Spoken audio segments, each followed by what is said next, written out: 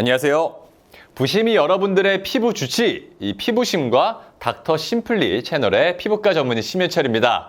우리 날이 더워지면서 많은 분들이 이 채취 때문에 고민이 많으시죠? 채취는 나 자신보다 이 주변 사람들이 먼저 느끼기 때문에 더욱 신경 쓰이는 예민한 문제죠. 자, 제가 지난 영상들에서 이 향수 뿌리는 방법이나 샤워 방법 같은 이 관리 노하우를 알려드렸었는데요. 오늘은 그보다 더 근본적인 원인, 바로 음식에 대해서 얘기해보고자 합니다. 아무리 씻어도 개운하지 않고 나도 모르는 냄새가 나는 것 같다라고 느끼신다면 오늘 영상이 그 해답이 될 수가 있습니다. 자, 이 내 몸의 향기를 바꾸는 식단 관리의 모든 것 지금 바로 시작하겠습니다. 자, 첫 번째는 강렬한 향신료의 역습, 바로 황화합물 함유식품입니다. 이건 특유의 향이 되게 강한 음식들인데요. 대표적으로는 마늘, 양파, 부추, 그리고 양배추나 브로콜리와 같은 이러한 채소들이 여기에 속합니다. 자, 그럼 첫 번째로 그 메커니즘에 대해서 좀 분석해 보겠습니다. 자, 이 음식들에게서는 설퍼라고 얘기하죠. 이 황을 포함한 화합물이 풍부합니다. 특히 마늘의 알리신 성분은 우리 몸에서 분해가 되면서 알릴 메틸 황화물이라는 강력한 냄새 분자를 생성을 합니다. 자, 이 성분은 소화기관에서 쉽게 분해되지 않고 이 혈액을 통해 온몸을 퍼져나가는데 결국 이 땀샘과 폐를 통해서 배출이 되면서 우리 숨 쉴 때나 땀 흘릴 때 그 마늘 특유의 냄새 나죠? 이 마늘 특유의 냄새를 풍기게 됩니다. 김치나 각종 양념을 통해 마늘을 많이 섭취하는 우리 한국인들에게서는 마늘 냄새가 느껴지는 것이 바로 이것 때문입니다. 자, 그럼 지금부터는 몇 가지 추가 정보에 대해 말씀드리겠습니다. 자, 첫 번째는 운동이나 사우나로 만약에 땀을 많이 흘린다면 이 냄새가 더욱 강하게 느껴질 수가 있습니다. 자, 두 번째로는 이러한 음식 섭취 후에는 녹차 있죠, 녹차. 아까 이런 마늘 냄새가 났었을 때 녹차.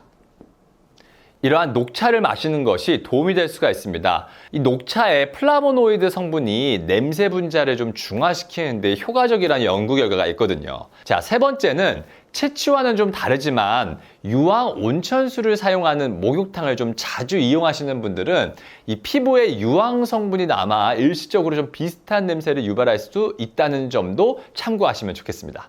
두 번째는요, 과유불급, 바로 붉은 육류와 고단백 식단입니다.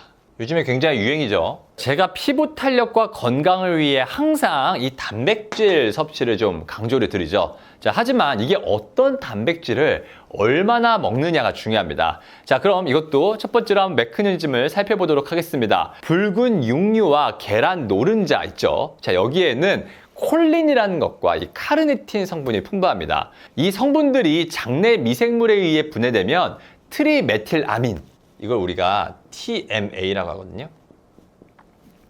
자, 이 TMA라는 이러한 성분에 의해서 생선 비린내와 유사한 냄새를 내는 물질이 이렇게 생성이 되는 거거든요. 자, 정상적인 경우에는 간에서 이 TMA를요, 냄새가 없는 TMAO, 풀어서 얘기하면 트리메틸아민 앤 옥사이드로 전환시키지만 이 붉은 육류를 과도하게 섭취하거나 간 기능이 저하된 경우 또는 유전적으로 생선 냄새 증후군이라는 게 있거든요. 생선 냄새 증후군. 자, 이러한 것이 있는 분들은 이 전환 과정에 문제가 생겨서 땀이나 소변으로 이 비린내가 배출이 될 수가 있습니다. 전반적으로 이렇게 고단백 식단을 드시는 분들 계시죠? 단백질 파우더나 닭가슴살 위주의 이 초고단백 식단을 지속하게 되면 우리 몸이 단백질을 모두 에너지원으로 사용하지 못하고 이렇게 분해하는 과정에서 이 암모니아가 발생이 됩니다. 이 암모니아가 땀으로 배출되면서 톡 쏘는 듯한 그런 지린내를 좀 유발할 수가 있습니다. 자, 그럼 지금부터는 좀 추가적인 정보를 말씀드릴게요. 자, 첫 번째, 운동하시는 분들은 단백질 섭취원을 붉은 육류, 가공육에만 의존한다기보다는 생선, 두부, 콩 등 다양한 출처에서 골고루 섭취하는 것이 이 건강과 체취 관리 모두 유리할 수가 있습니다. 자, 두 번째, 충분한 양의 채소와 섬유질을 함께 섭취하면 이 장내 환경을 개선을 시켜서 냄새 유발 물질의 생성을 줄이는 데 도움이 됩니다. 자, 세 번째입니다. 피지를 산패시키고 염증을 부르는 바로 고지방 그리고 고당분 식단입니다. 튀김, 버터, 치즈 같은 기름진 음식과 설탕, 액상, 과당과 같은 이 정제 탄수화물은 우리 몸의 피지샘을 과도하게 자극합니다. 자, 그럼 첫 번째로 그 메커니즘에 대해서 한번 살펴보겠습니다. 그 중에 첫 번째, 고지방 식단의 경우에는 피지 분비량이 늘어나면 이 피지가 피부 표면의 미생물에 의해 분해되고 공기 중에서 산화가 됩니다. 자, 이 과정에서 노네랄이라는 물질이 생성이 되는데, 자, 이것이 바로 기름 쩐내 혹은 이 노화성 채취, 우리가 좀 이렇게 얘기하죠. 좀 아저씨 냄새라고 얘기하는 이런 것들의 주범입니다. 자, 특히 이 피지선이 많은 두피, 귀 뒤, 등, 가슴 부위에서 이 냄새가 두드러질 수가 있습니다. 자, 그럼 고당분 식단의 경우에는, 자, 과도한 당분은 우리 몸의 단백질과 결합하여서 최종 단화산물, 우리 AGE라고 하죠. 최종 당화산물 AGE라고 불리는 이러한 변선 단백질을 만듭니다. 자, 이는 피부의 콜라겐을 파괴를 해서 노화를 촉진할 뿐 아니라 피부 전체의 만성적인 염증 상태를 유발합니다. 그래서 상처가 났을 때 골무면 되게 꼬릿한 냄새가 나는 것처럼 피부에 염증이 많아지게 되면 전반적인 채취에 악영향을 끼치게 됩니다. 자, 그렇다면 이걸 어떻게 예방할 수 있을까요? 단순히 잘 씻는 것을 넘어서 샤워 후에 보습을 좀 충분히 하여서 피부의 유수분 밸런스를 맞춰주는 것이 이 과도한 피지 분비를 막는 데 도움이 될 수가 있습니다. 자, 다음 네 번째입니다. 씻어도 소용없는 그 냄새, 바로 알코올과 카페인입니다. 자, 그럼 그 메커니즘에 대해서 또 한번 살펴보겠습니다. 자, 첫 번째, 알코올의 경우에는 우리 몸은 알코올을 독소로 인식을 하고 간에서 해독을 하는데, 이 과정에서 숙취와 냄새의 주범인 아세트알데하이드가 생성이 됩니다. 이 섭취한 알코올의 약 한 90%는 간에서 분해되지만 나머지 10%는 분해되지 않은 채로 폐와 땀을 통해서 그대로 배출이 됩니다. 술 마시 다음날 양치를 하고 샤워를 해도 몸에서 막 술 냄새가 나는 것 같은 느낌, 바로 이 때문입니다. 자, 다른 음식과 달리 대사산물과 알코올 자체가 직접 배출되어서 냄새를 유발하는 것이죠.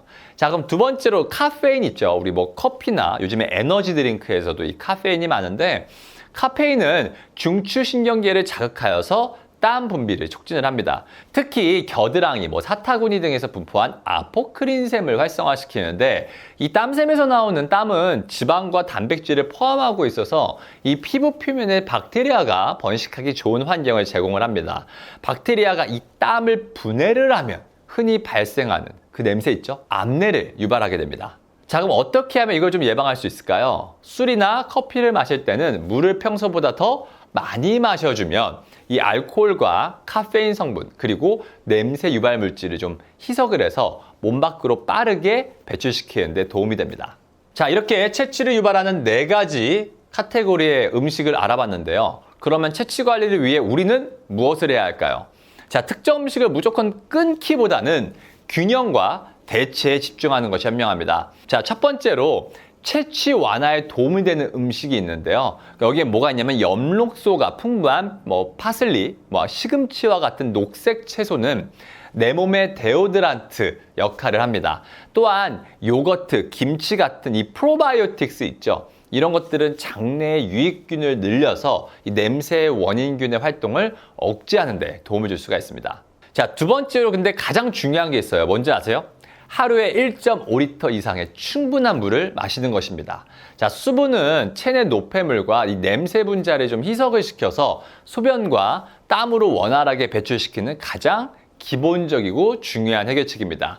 자, 결국 우리가 먹는 음식이 곧 내 몸의 일부가 되고 나아가 내 몸의 향기가 됩니다. 자, 오늘부터 식단에 조금만 더 신경을 쓰셔서 건강은 물론 자신감 있는 향기까지 챙기는 우리 부심이 여러분들이 되시길 바랍니다. 오늘 영상이 도움이 되셨다면 좋아요와 구독 잊지 마세요. 그리고 궁금한 점은 언제든지 댓글 남겨주세요.